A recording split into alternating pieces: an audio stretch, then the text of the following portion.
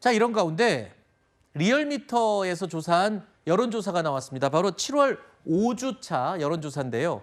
이재명 대통령의 지지율을 살펴보겠습니다. 이제 파란색입니다. 파란색을 보면 긍정 지지율이 45.9%.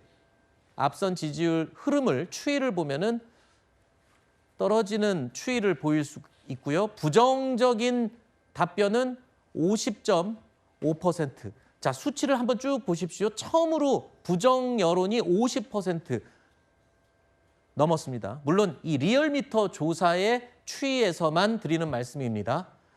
자, 이 추이가 나왔는데요. 3주째 하락세를 보이고 있습니다.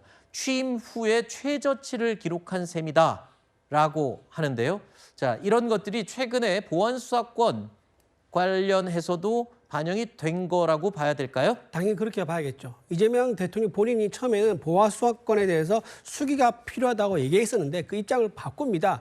바꿨음에도 불구하고 국민들의 여론은 좋지가 않았습니다. 이재명 대통령을 지지했던 많은 국민들이 이재명 대통령이 생각을 바꾸면 그 생각에 따라갈 줄 알았는데 그러지 않고 오히려 더 크게 반대하는 그런 여론조사 결과가 나왔습니다. 그게 대통령의 지지율에 흡수가 돼가지고 반영이 돼서 같이 떨어진 결과 나왔다라고 볼 수 있는 거고요. 저거 말고도요. 지금 민생, 경제, 안보 등등 여러 가지 이슈가 있는데 좋은 게 하나도 없습니다. 네. 코스피도 마찬가지예요. 그러다 보니까는 대통령 지지율 하락이 저렇게 나타난다 이렇게 볼 수 있습니다.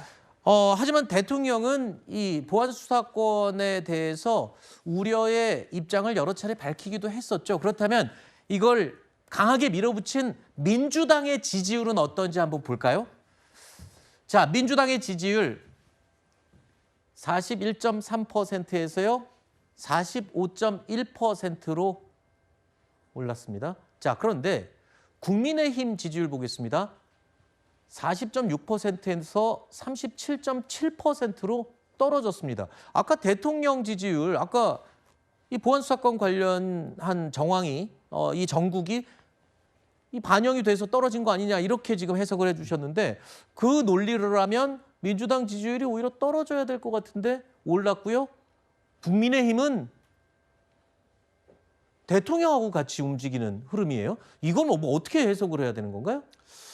일단 대통령의 국정 지지율이 좀 다소 떨어지고 있는 그런 모습을 보여주는 것은 뭐 보안 수사권 이슈도 뭐 있을 수는 있겠죠. 일정 부분 영향을 미칠 수가 있겠지만 저는 전반적으로 민생 경제와 관련된 여러 가지 이슈 때문에 아무래도 이재명 대통령에 대한 국정 지지율이 좀 떨어지고 있는 것이 아닌가라는 생각을 할 수밖에 없을 것 같습니다. 민생 때문에. 최근 주가주의가 좀 좋지 않은 부분 분명히 있죠. 네. 많은 국민들이 최근 뭐 특정 주식에 대한 레버리지 ETF 관련된 여러 가지 그런 부분들을 지적을 하고 호소하고 있습니다. 그런 부분들에 대한 그런 결과일 수도 있는 것이고요.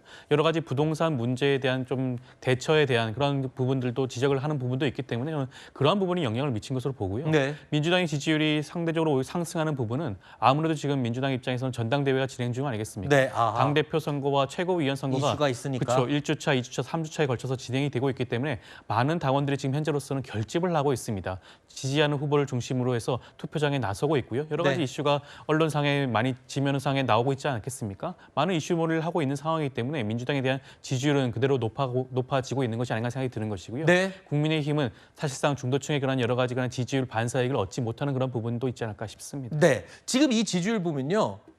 일부 언론에서는 이런 분석도 하고 있습니다.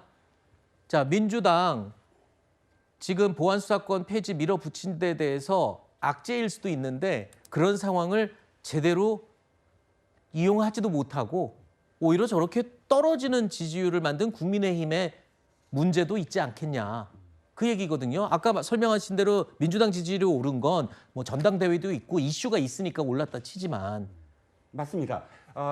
우리가 그러니까 어떤 정당이 지지율을 오르려면 사실상 반사이익 갖고만은 안 되는 거거든요. 그렇죠. 지금 말씀하셨던 것은 집권 여당의 여러 가지 실정이라든지 이런 부분들을 지금 야당 국민의힘이 어느 정도는 반사이익을 얻을 수는 있습니다. 하지만 국민들이 바라봤을 때 이 정당의 희망을 갖고 있는 희망을 가질 수 있는 이유는 이 정당이 어떤 사안에 대해서 결기를 갖고 이것만은 꼭 막아야 된다 또는 이것만은 관철시켜 진행시켜야 된다라는 흐름이 있어야 되는데 지금 국민의힘이 아쉬운 건 당 대표를 중심으로 한 그런 그 당권파와 비당권파의 분열이 상당히 오랫동안 지속이 되어 왔고 지방선거 이후에 당권파 그러니까 당 지도부가 좀 더 주도권을 갖고 이 당을 혁신하려는 어떤 모습을 보여야만 그게 주체적으로 어떤 흐름 그러니까 이슈를 주도할 수 있다. 그런데 현재는 반사 이익으로만 사실 국민의힘이 계속 네. 지속되어 와서 그럼 이번엔 반사 이익도 못 그렇죠. 받은 거네요? 현재는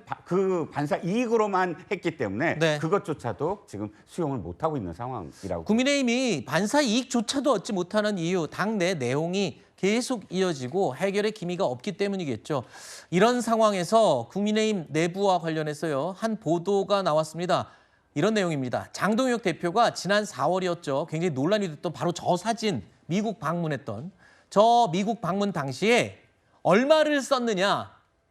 바로 2억 원이 넘는 돈을 썼다는 이야기가 나오고 있습니다. 당시 장 대표와 김민수 최고위원의 인증샷이 공개되면서 관광 간 거냐라는 비판이 쏟아지기도 했었는데요. 조경태 의원은요. 관련 보도가 사실이라면 선거를 앞두고 자리를 비운 장동혁 대표부터 징계해야 한다라고 주장을 했습니다. 징계 정국에서 그 대상이 됐던 이 조경태 의원이 또 강하게 문제 제기를 한 건데요. 2억 원, 저 세비로 쓴 거잖아요. 그러면 저기 성과에 비해서 너무 쓴 돈이 많은 거 아니냐라는 지적인데 어떠세요? 지도부 입장은 뭐라고 좀 해명을 할 수 있겠습니까? 일단 당 대표가 해외 일정 나간 건요. 다른 이제 전임 대표들 나간 걸 비교를 좀 해봤습니다. 해봤더니 큰 차이는 일단 없는 게 확인이 됩니다. 뭐 액수가요? 그렇죠. 액수가 이제 큰 차이는 없었던 게 확인이 됩니다. 2023년 김기현 전 대표 시절 5박 7일로 나갔을 때 2억 한 2천만 정도 썼었거든요. 네. 그리고 이제 김무성 전 대표가 2015년 8박 10일로 미국 갔을 때도 2억 한 4천만 정도 쓴 걸로 보입니다. 네. 그리고 이번에 우원식 국회의장 보세요. 우원식 국회의장은 일본 갔을 때 2박 3일인데 3억 2천만 정도 썼습니다. 네. 이게 짧은 일정에 굉장히 많은 비용을 썼는데 거기에 비해서는 장동혁 대표가 일정 쓴 거에 대해서 큰 비용을 썼다. 이렇게 볼 수는 없다. 이렇게 성과는요, 일단 말씀드립니다. 쓴 돈에 비해 성과가 없다라고 제가 아까 그걸 질문드린 거고요. 돈이야 뭐 똑같이 비슷하게 썼을 수는 있습니다만 그 들인 돈에 대한 성과가 너무 없는 게 아니냐라는 지적이거든요. 성과가 이제 단기적인 성과로 뭔가 눈에 보이면 가장 좋긴 하죠. 근데 지금 이제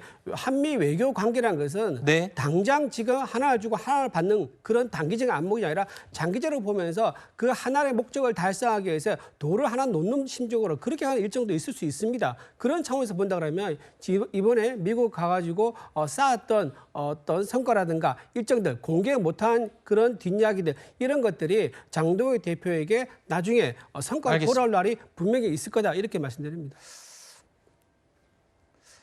방문 당시에 가면서 누구누구를 만날 것이다라는 예측도 많았고요. 대변인께서도 그런 얘기를 많이 해주셨기 때문에 그런데 그게 나중에는 결국에 다 성사가 안 되지 않았습니까? 그래서 이제 그런 성과 결과에 비하면 세비를 많이 쓴 게 아니냐 이런 지적이 나오고 있는 겁니다.